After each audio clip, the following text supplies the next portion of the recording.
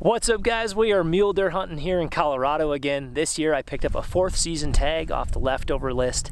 It's a pretty easy tag to grab, but as a result it's not the best unit in the world by any means. You have to hunt really hard. I've hunted this unit in the past and I've done well in it, but it's definitely a lot of work.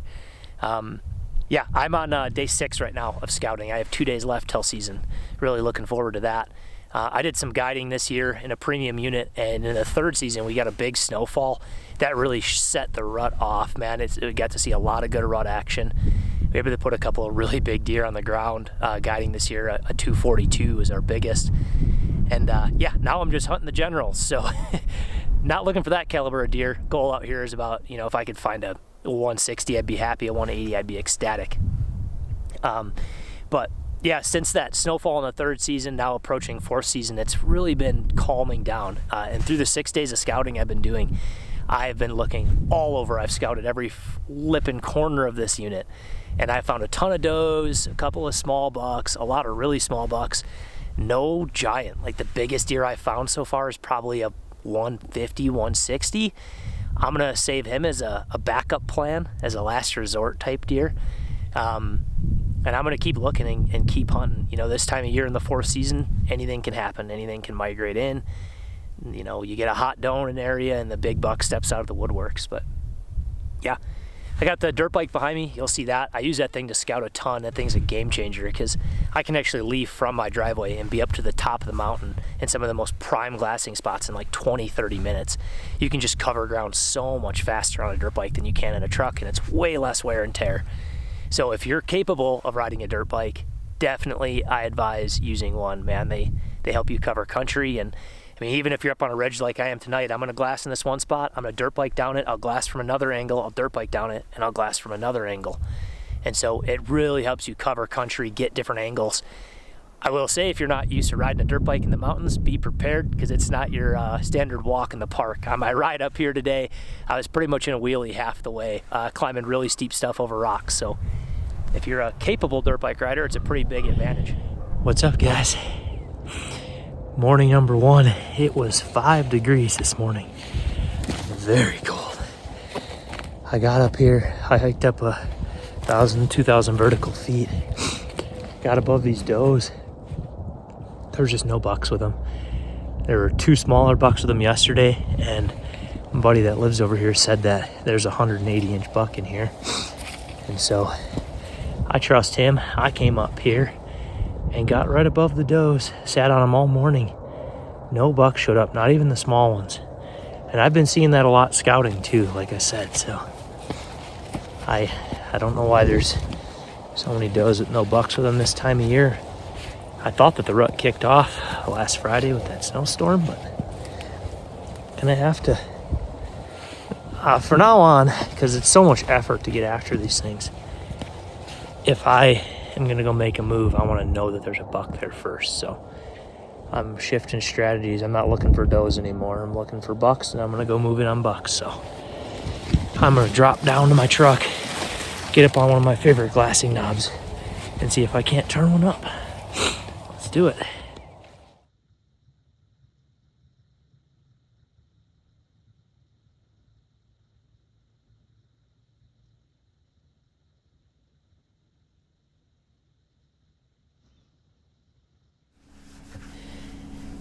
All right, guys, it is 4 a.m., morning number 4. I know I skipped forward. I'll give you a quick hunt update. Long story short, I've been going hard. I've been putting the miles on, anywhere from 12 to 20 miles a day with a ton of elevation change. I've basically been going in from the bottom side of this unit, hiking up. My legs are wore out. Yesterday, I tried to drive around and go into the top side of the unit, but there's a bunch of snow drifts, and it's just impassable on the only road that goes in. There was a line of trucks. People have chains on. They're trying to ram through this snow drift, and it's just not going to happen because it's miles of it. So basically, nobody can get into like half this unit, except for the one really smart group that brought tracked side by side. They have, it's more than 50%. It's probably 60, 70% of this unit, all of themselves. I am jealous of those guys. I do have a snowmobile where I could physically get into that area, but it's illegal. You can't snowmobile in this area until it's like 2 days after 4th season ends, which is probably why they do that. So even though I have a vehicle that could get me in there, it's not legal to use right now. So that brought me to my idea and what I'm doing today. On the back of the truck right now, I've got the Quiet Cat, my fat tire e-bike, and I am going to wait for those guys on the track side by side to drive in from that main parking lot, and I'm gonna e-bike on their tracks where it packed it down. I tested it yesterday with the e-bike during the day, and I was breaking through in some spots, but that's only because the sun had a chance to heat it and melt it all away. So I'm gonna get up there nice and early this morning while it's still cold, like way below freezing, and I'll be able to get my e-bike on those tracks and ride my bike all the way in basically till it's out of battery. I'm gonna drop that bike. I'll get it later. I'll worry about that some other time. And I'm gonna just drop all the way in. I'm actually gonna have my wife pick me up kind of on the other side of the unit. I drew kind of my ideal walking path along this ridge system, and it's gonna be about a 16-mile day. I'll have my wife pick me up in the dark. I don't know what time I'll get done, but it should put me right in the heart of where I need to be. So I'm really excited. I know that there's deer in here. I just haven't been able to get to it. And with the e-bike and a early morning cold ride, we're gonna get after it. So here we go.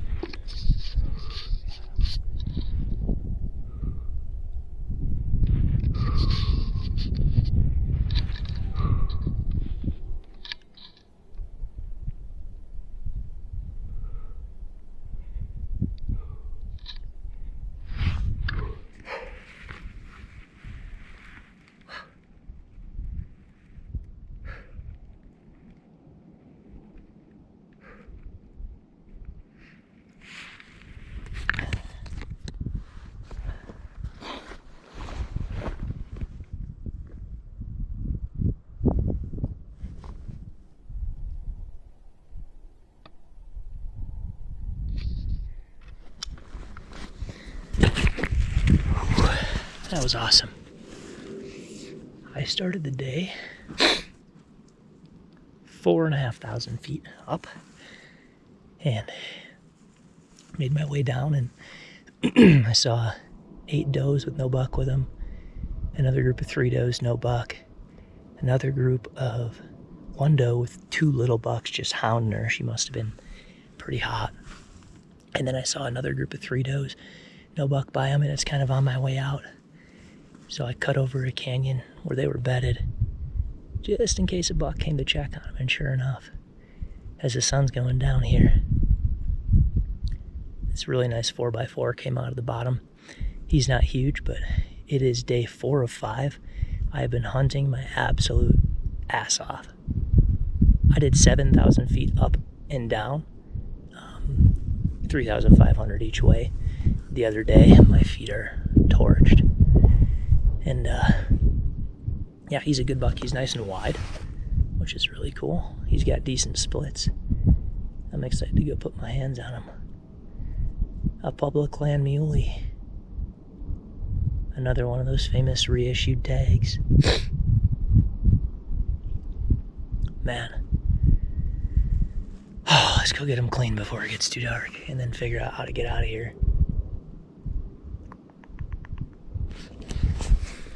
I don't know what happened that first shot. I don't know if I was a clean miss or what, but he was at 250 feeding across this hill. I had a really good setup on him, and he was actually angling towards me. So I just kind of moved over a little bit, got readjusted. And yeah, 250 coming at me. He stopped. I squeezed off a shot. I'm hunting with the 6.5 Creedmoor this year. Just got this one put together in the off season. It's the Savage 110 Ultra Light. Uses an MDT HNT 26 chassis. This is super light. It's a proof carbon barrel, carbon everything, magnesium receiver. It's super light. I threw the Veracity pH on there. I'm sure you could see through the inside of the scope what I was looking at, but you dial your turret and it tells you inside your field of view what the distance is. Super accurate. I think the only thing I'd change about this gun is it's got the Savage trigger in it. I hate it, and I think that's what happened on the first shot. I think I just pulled it. But practice makes perfect. As he was running towards me, I just slammed it to the 0 stop, knowing he'd stop again. He had no idea where the shot came from, and that second one I hit him good. I know it probably looked like I was holding pretty back with the crosshairs, but he was quartering away pretty hard, so I wanted to make sure it would angle up into him. And he's down. Let's go take a look. Man, when I first saw him at 700, I mean, I can shoot that far with this gun, but it was blowing really hard today. And I was down in a little dip, so I knew I couldn't feel the wind, but I know it's blowing. So I didn't want to shoot that far, so I went to close the distance, like I said, and I had to drop down out of sight, and I tried closing the gap really fast. When I came at 200 or 250, where I could see to where he was before, he wasn't there. So I was panicking. I thought I lost him. I thought he might have heard me. I'm in all this oak brush, and it's really loud coming through here. And I was moving fast, so I was worried he might have heard me or saw me coming down the oak hill, but he didn't. He had just dropped down lower and was coming back up. So he should be in here. There he is. I shot a little high. Oh, he actually is pretty dang nice. Alright.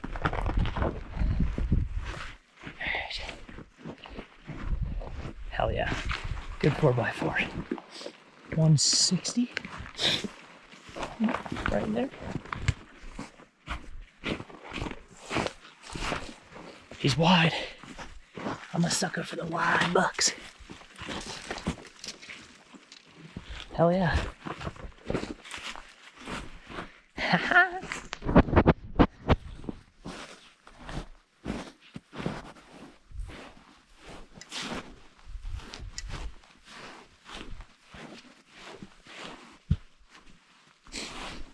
Oh, looky there. Hell yeah. That's a great buck for this unit. And I hunted my butt off for him. That was a good one. Well, guys, thank you so much for watching. I hope you enjoyed it. I'm losing light. I'm going to try to get this guy cleaned up. And I am not going to try to do him in one trip. I promised I wouldn't do it again. So, I am doing it in two. I'm going to do the straps and probably one hind tonight. And then I'll do the hind and the two fronts and all the other meat tomorrow. So, like I said, guys, thank you for watching. I hope you enjoyed it. Click that like button and click subscribe. I don't get to hunt as much anymore because I got 2 little kids, so being able to get out like this is amazing. I'm very thankful. I've got a wife that supports me and let me do 4 days straight of hunting and 3 or 4 days of scouting before that. So awesome buck. Thanks, guys.